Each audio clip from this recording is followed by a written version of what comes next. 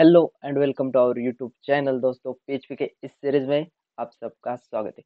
PHP code से related आज हमारा 34th ट्यूटोरियल है और आज इस ट्यूटोरियल में हम यहाँ पर एरे सर्च फंक्शन को यूज कर देखने वाले।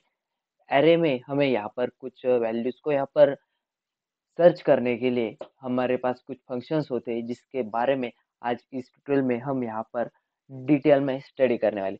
तो चलिए हम वीडियो शुरू करते। तो देखते हैं array search functions.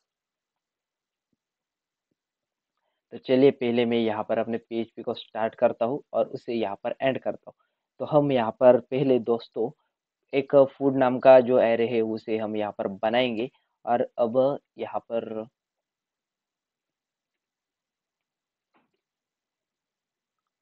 Array square braces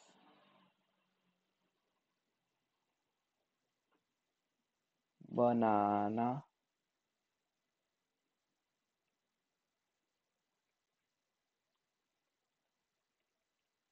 banana apple mango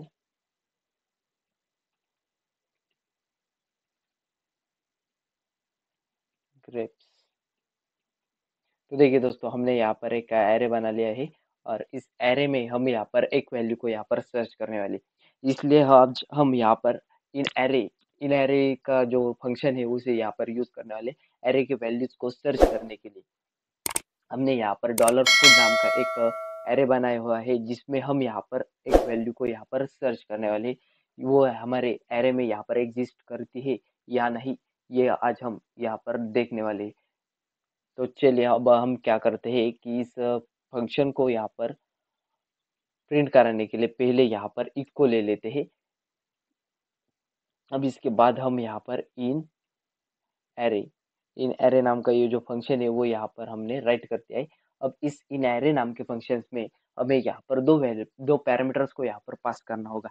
एक एक जो होगा वो यहाँ पर हमारे एरे में जो वैल्यू हमें यहाँ पर सर्च करनी है वो वैल्यू, और उसके बाद हमें यहाँ पर हमारा जो एरे होगा उसे यहाँ पर पास करना होगा। ये दो पैरामीटर्स को हमें यहाँ पर इस इन एरे नाम के फंक्शन में यहाँ पर पास करना होगा। तो चलिए पहले मैं यहाँ पर मैंगो नाम का जो वैल्यू है उसे यहाँ पर हम फाइंड करेंगे। उस इसलिए हम यहाँ पर एक मैंगो नाम की वैल्यू को पास कर देंगे, इस पैरामीटर को पास कर देंगे। अब इसके बाद हमें यहाँ पर इस एरे को यहाँ पर डाल देना है। हमारे एरे का नाम है डॉलर फूड। अब इस एरे को हम यहाँ पर डाल देते हैं और इस फाइल को हम सेव करते हैं और देखते हैं कि अपने ब्राउजर में कि ये वैल्यू यहाँ पर है या नहीं, ये वैल्यू यहाँ पर प्रिंट होती है या नहीं। हमारा जो ये इन एरे फंक्शन है वो यहाँ पर हमारा आउटपुट जो होगा वो 0 या 1 के फॉर्मेट में यहाँ पर दे देगा। अगर हमारी वैल्यू यहाँ पर एग्जिस्ट करती है तो यहाँ पर वो 0 रिटर्न कर देगा, 1 रिटर्न कर देगा। अगर यहाँ पर हमारी वैल्यू एग्जिस्ट नहीं करती तो यहाँ पर वो 0 रिटर्न कर देगा। तो चलिए अब हम अपने चलते ब्राउजर में और देखते हैं कि हमारा जो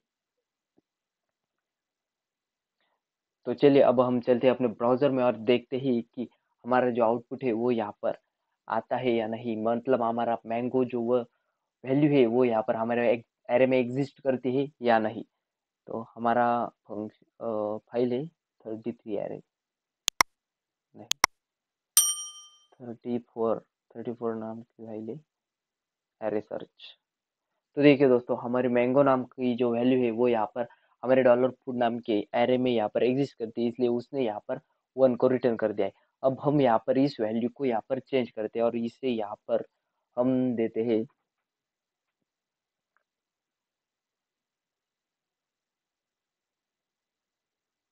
पपाया।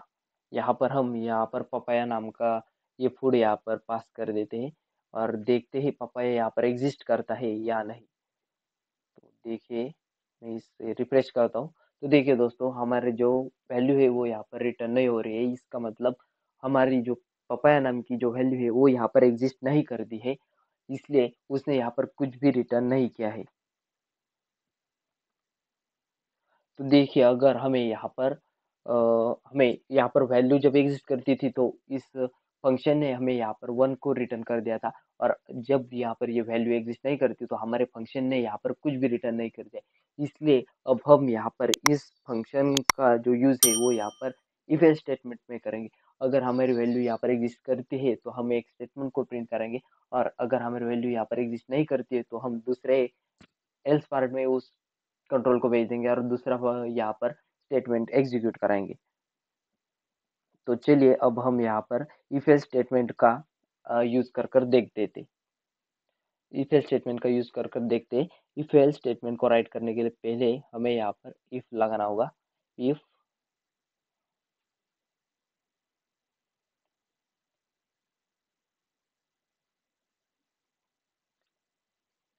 और यहाँ पर इस ब्रैकेट को क्लोज करना होगा, या सेमीकोलन हटा देते, और यहाँ पर कर्ली ब्रेसेस को हम यहाँ पर ले लेते, और इस कर्ली ब्रेसेस में हम यहाँ पर हमारा जो स्टेटमेंट होगा उसे यहाँ पर एग्जीक्यूट करेंगे। अगर हमारी वैल्यू यहाँ पर एग्जिस्ट करती होगी तो हमारा जो ये स्टेटमेंट है वो यहाँ पर एग्जीक्यूट होगा। हम इस स्टेटमेंट को लेते हैं, फाइंड सक्सेसफुली, फाइंड सक्सेसफुली। ये हमारा फाइंड सक्सेसफुली जो फंक्शन स्टेटमेंट है वो यहाँ पर एग्जीक्यूट होगा। अगर यहाँ पर उसे वैल्यू मिलती है तो, और अगर यहाँ पर हमारी वैल्यू यहाँ पर मैच नहीं होती, या मैं वो वैल्यू हमें यहाँ पर नहीं मिलती, तो यहाँ पर हमारा ये दूसरा जो फंक्शन है वो या स्टेटमेंट है वो यहाँ पर प्रिंट होगा, कांट फाइंड, कांट फाइंड। हमारा जो दूसरा जो स्टेटमेंट है वो यहाँ पर प्रिंट हो जाएगा। तो देखिए हमने यहाँ पर दो स्टेटमेंट्स को राइट किया है। अगर हमारी पपाया नाम की जो वैल्यू है वो इस एरे में यहाँ पर होगी तो ये यहाँ पर फाइंड सक्सेसफुली रिटर्न कर देगा। अगर ये वैल्यू यहाँ पर एग्जिस्ट नहीं करती है तो यहाँ पर ये कांट फाइंड प्रिंट करा देगा।